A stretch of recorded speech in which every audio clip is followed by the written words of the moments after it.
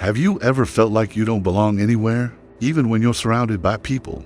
Like everyone else somehow fits naturally into the world, while you're just visiting it. You try to connect. You try to be part of things. You laugh when others laugh. You speak when it's expected. But deep down, something feels off. Like there's an invisible barrier between you and everyone else. Like no matter where you go, a part of you never fully arrives. And maybe the hardest part isn't the loneliness itself. Maybe it's not knowing why. Because from the outside, your life might look completely normal. You function, you talk, you show up, you play your roles. But inside, there's this quiet distance, a sense that you're slightly disconnected from everything, including yourself. And what if I told you this doesn't mean something is wrong with you? What if this feeling of not belonging isn't a flaw, but a signal? Carl Jung believed that much of our psychological suffering begins the moment we drift away from who we truly are, where we start living through roles, expectations, and identities that were never really ours. We create a life that looks acceptable on the outside, but feels empty on the inside. And that emptiness has a very specific voice. It whispers, "You don't belong here." But the truth is, it's not that you don't belong in the world. It's that you've been trying to belong as someone you're not. From a very early age, most of us learn how to perform. We learn how to be liked, how to be accepted, how to be good enough for the people around us. Maybe you learn to be the quiet one, or the funny one, the responsible one, the strong one, the easygoing one, the one who doesn't cause problems, the one who keeps everything together. And at first, this seems harmless. After all, we all want connection. We all want to feel seen, valued, and included. But over time, something subtle begins to happen. You stop asking, "Who am I really?" And you start asking, "Who do I need to be accepted?" That shift changes everything. Because the moment your identity becomes a strategy, you slowly lose contact with your authenticity. This is where Jung introduces one of his most important ideas, the persona. The persona is the mask we wear to function in society. It's the version of ourselves that we present to the world so we can fit in, be understood, and avoid rejection. And here's the thing, the persona isn't the enemy. It's necessary. Without it, social life would be chaotic. But the problem begins when you forget it's just a mask. When you start believing that the role you play is who you actually are, because once that happens, you don't just act the part. You become trapped in it. And this is where that strange feeling begins. You start functioning, but you stop feeling alive. You respond to expectations, but you stop listening to your inner voice. You learn how to be accepted, but you forget how to be real. And this creates a very specific kind of emptiness. Not the kind that comes from being alone, but the kind that comes from being unseen. Even when people are looking right at you, because what they're seeing isn't really you. It's the version of you that learned how to survive. And no matter how much validation that version receives, it will never feel like enough. Because deep down, you know that what's being accepted isn't your truth. It's your performance, and no one can feel like they belong while being loved for a character they had to create. This is why you can be in a group and still feel like an outsider. Why you can be in a relationship and still feel emotionally distant. Why you can change environments, cities, jobs, even entire lifestyles. And the feeling follows you because the problem was never the place. It was the disconnection, the distance between who you are and who you've been trying to be. So let me ask you something, and I want you to answer honestly, even if it's uncomfortable. How many times have you stayed quiet when you wanted to speak? How many times have you agreed when something inside you was saying no? How many times have you smiled just to avoid being misunderstood? And how many versions of yourself have you created just to feel like you belong somewhere? If you've been doing this for a long time, it's no surprise you feel lost, because at some point, the mask stops being something you wear and it becomes something you can't take off. Stop at the idea of the persona. In fact, he believed that what you had to maintain that mask doesn't disappear. It goes somewhere. Into what he called the shadow. The shadow is everything about you that you've learned to reject, suppress, or deny. Not because it's necessarily bad, but because at some point in your life, it was inconvenient, unacceptable, unsafe.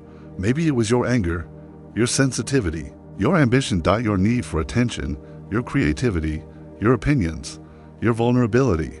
Whatever it was, you got the message, consciously or unconsciously. This part of you is not welcome.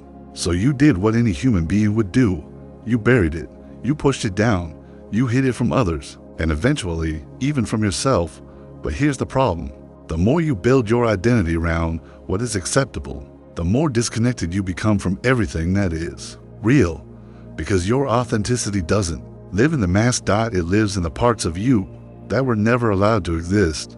And when those parts are ignored for too long, they don't just stay quiet, they start to leak. They show up as anxiety, as overthinking, as emotional numbness, as sudden bursts of frustration that don't seem to make sense, as the constant feeling that something is missing, but you don't know what. That's the shadow trying to be seen, not to destroy you, but to complete you. You don't believe that the goal of life isn't to become perfect, it's to become whole. And wholeness doesn't come from polishing your mask, it comes from integrating your shadow, from turning toward the parts of yourself you were taught to avoid, and asking, why were you rejected? Who told me you weren't allowed? Are you really something to be ashamed of? Or just something I never understood? Because here's the truth most people don't want to face.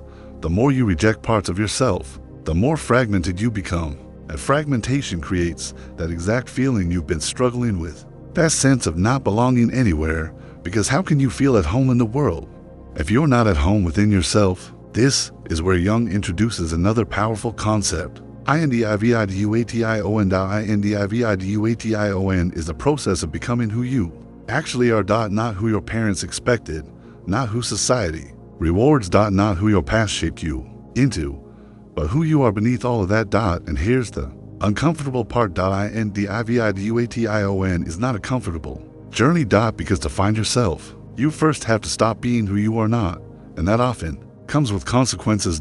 You might outgrow certain relationships. You might stop fitting into environments that once felt familiar.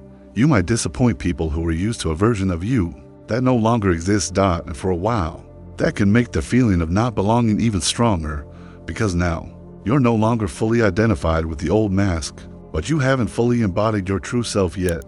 You're in between, and that in-between space can feel incredibly lonely. But it's also where something important begins to happen. For the first time, you're not trying to belong by abandoning yourself. You're learning how to belong by becoming yourself, and that changes everything. Because real belonging doesn't come from fitting into the right place. It comes from standing in your truth and allowing the right places, people, and connections to find you. But to get there, you have to be willing to lose the illusion first. The illusion that you have to be someone else to be accepted. The illusion that belonging is something you earn by performing. The illusion that who you are is not enough. Because the truth is, the more you try to shape yourself into what the world expects, the further you move away from where you actually belong. And that's why this feeling you've been carrying, this quiet sense of not fitting in, might not be a sign that you're lost. It might be a sign that you're waking up. At some point, something shifts, not loudly, not dramatically, but quietly, almost imperceptibly. You start noticing things you didn't see before.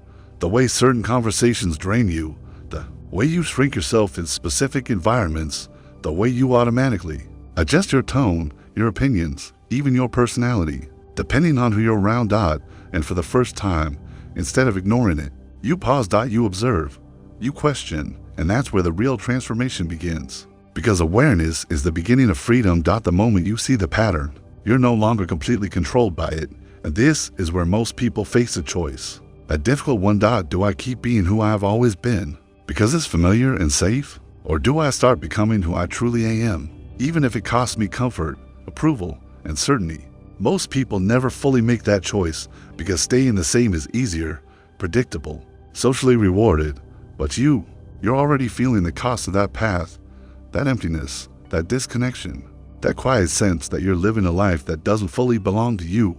And once you feel that deeply enough, going back becomes impossible.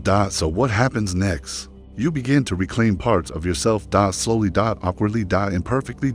You start saying things you would have normally held back. You start setting boundaries that feel uncomfortable at first. You start admitting truths to yourself that you spent years avoiding. And yes, it will feel strange because you're stepping out of a role you've been playing for a long time. But this is the moment where something powerful begins to emerge. Authenticity. Not the kind you perform, but the kind you live. And here's what no one tells you about authenticity at first. It can feel incredibly isolating. Because when you stop pretending, you also stop fitting into spaces that depended on that version of you. Some people won't understand you anymore. Some connections will feel weaker or even fall apart. Some environments will start to feel misaligned in a way you can't ignore anymore, and that can trigger a familiar fear. What if I end up alone? But this is where you need to see things clearly. You're not losing belonging. You're losing attachment to places where you never truly belonged to begin with. There's a difference, a huge one, because false belonging feels like constant effort, like walking on emotional eggshells. Like monitoring yourself all the time.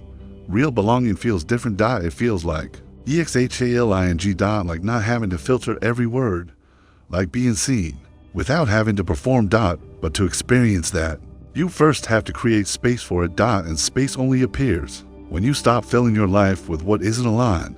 This is why the journey of individuation often feels like a phase of solitude, not because you're meant to be alone, but because you're learning how to be with yourself without the mask. And that changes your entire relationship with belonging. Because instead of asking, where do I fit in? You start asking, where can I be real? And that question leads you somewhere completely different. It leads you toward people who don't need you to shrink, toward environments that don't require constant adaptation, toward connections that feel natural, not forced. But more importantly, it leads you back to yourself. And when that happens, something inside you settles. You no longer feel like you're searching for a place to belong, because you've started building that place within. And from that place, everything changes. You walk differently, you speak differently, you choose differently. Not because you're trying to prove something, but because you're no longer trying to hide. And ironically, that's when belonging begins to find you. Not the superficial kind. Not the temporary kind, but the kind that resonates, the kind that feels quiet, stable, real. Because it's not based on who you pretend to be. It's based on who you finally allowed yourself to become. So maybe the question was never, why don't I belong anywhere? Maybe the real question is, where have I been abandoning myself just to feel like I belong? Because the truth is, you were never meant to fit into every space. You were never meant to be understood by everyone. You were never meant to dilute yourself just to be accepted. That discomfort you've been feeling, that quiet sense of disconnection, that feeling of being out of place, it's not a flaw. It's feedback. It's your psyche telling you that something isn't aligned. That's somewhere along the way you traded authenticity for acceptance. And now a deeper part of you is asking for it back, not in a loud, dramatic way. But in subtle moments. In the hesitation before you speak, in the exhaustion after certain interactions. In the way some environments feel heavy, even when nothing is wrong. That's not random. That's awareness. And once you start listening to it, everything begins to change, because you stop forcing yourself into places that don't reflect who you are. You stop chasing validation from people who only know your mask. You stop negotiating your truth for the sake of comfort, and slowly, you start building a different kind of life. One where belonging is not something you have to earn, but something that naturally emerges from being real. And yes, that path can feel lonely at times. There will be moments where you question yourself, moments where it feels like you've disconnected from everything familiar, but haven't fully found where you truly fit yet. And in those moments, it's easy to think, maybe I was better off before, but you weren't. You were just more distracted. Now, you're aware. And awareness can feel uncomfortable, but it's also the beginning of truth, because real belonging isn't about being surrounded by people. It's about being connected to yourself. It's about waking up and not feeling like you have to become someone else just to exist in the world. It's about looking at your life and recognizing yourself in it. And when that happens, even if your circle is smaller, even if your path looks different, even if not everyone understands you, you won't feel lost anymore, because you've stopped searching for a place to belong and started becoming someone who belongs to themselves. And that changes everything. So if this message resonated with you, if you've been carrying this feeling for a long time, take this as your sign. There's nothing wrong with you. You're not broken. You're not too different. You're just in the process of remembering who you are beneath everything you were taught to be. And that process isn't the end of belonging. It's the beginning of real belonging. If this spoke to something inside you, take a moment to reflect. What parts of yourself have you been hiding? What truth have you been avoiding? And what would your life look like If you stopped trying to fit in and started allowing yourself to exist as you are, if you're ready for that journey, stay here, because this is just the beginning.